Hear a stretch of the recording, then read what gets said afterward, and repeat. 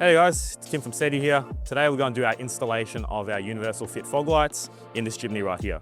So we're going to install our Type A fitment style fog lights, swapping out the old halogens and putting our DRL ones in. This is the universal fog light kit.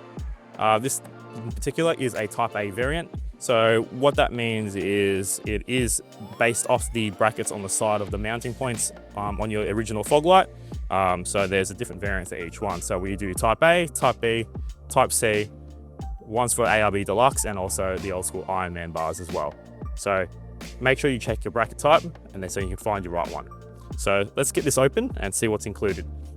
Here's our fog light in hand. You see this is our Type A bracket. Because of these mounting positions, they're pretty much symmetrical on either side. That denotes your Type A fitment.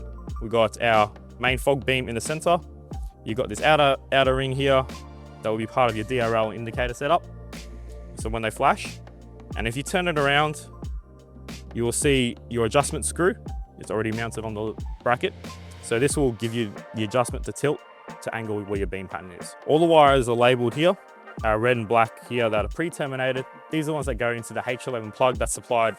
The extra fly wires here, we have white, which will power the daytime running lights. Green, which will power your parkers.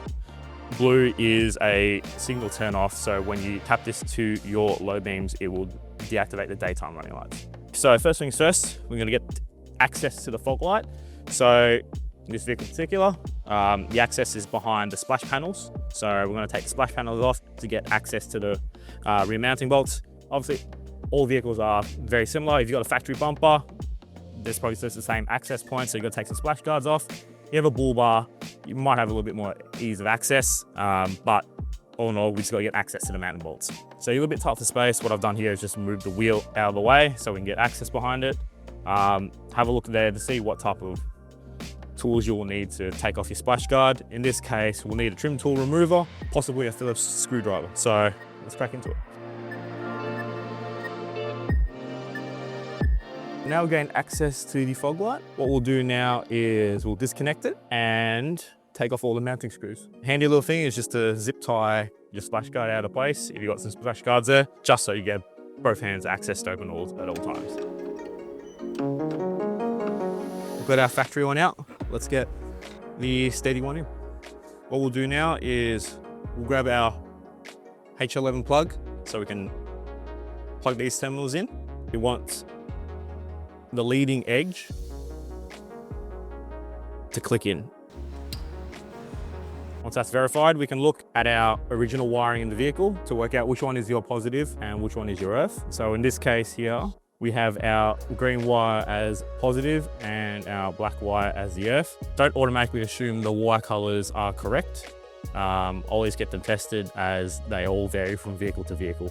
So when you feed this through, you want to hear the click to know that the terminal is retained inside the plug. So once you've terminated the plug and it plugs back into your factory harness, what we can do now is we can mount it back into their original housing. So you can see here, this is the STEDI fog light now installed in the car, and on the opposite side, we have our factory halogen. So what you can see here is, obviously it's a lot crisper, cleaner. What we do have the ability to do with the LED is control that beam pattern. So it's a nice sharp cutoff and nice clean lines. Whereas with the halogen, you do have that nice orange glow, but you're not gonna have that impact when it comes to driving through your fog. So this is nice and clean, sharp lines, and it also keeps that modern aesthetic with the LED to match the rest of the vehicle. So that's the main part of our fog light install done there. So what we'll do now is work on the wiring to wire in all the functions that we have here in the fog light. So we'll find a DRL, we can do parkers, and we can do indicator. So let's find all those signals in the car. Obviously, it all differs from vehicle to vehicle. So what we'll have to do is manually tap into this vehicle and find the appropriate signal. Those of you who have bull bars will have a bit easier, as typically those indicators and parkers are built into the bull bar. So those signals are pretty easy to access. So as this is a stock car, we'll have to do our own investigation to find out. All right, so what we're gonna do here, go through the headlight plug to get our signals. So when it comes to finding these signals, obviously if it gets a bit complicated and you are out of your comfort zone, it is advised you do talk to your auto elect and get them to do it for you. So what we're looking for on this side of the vehicle is the indicator, DRL, and parker. What we can do is grab our test light and then run through all those scenarios and then work out which pins and which wires that we can tap into to gain access. See this pin here we found as our Parker. So what we can do to verify that is now we'll turn off the Parker. This light should turn off. But now the Parker light is off. Now we can go back and see that there is no power to that pin. So we can safely say we can isolate that as our Parker signal. Once we've written that down, we'll move on to your next function. So we can see the indicator's on right at the moment. Now if I get to the back of the plug here, that should disconnect. So use our test light, and that is our wire that we require to tap into for our indicator. And we're going to tap it into headlight plug now. So what we'll do is we'll just take a bit of the sheeting off so we get access to the wires nice and clean, and we can take it all back up after.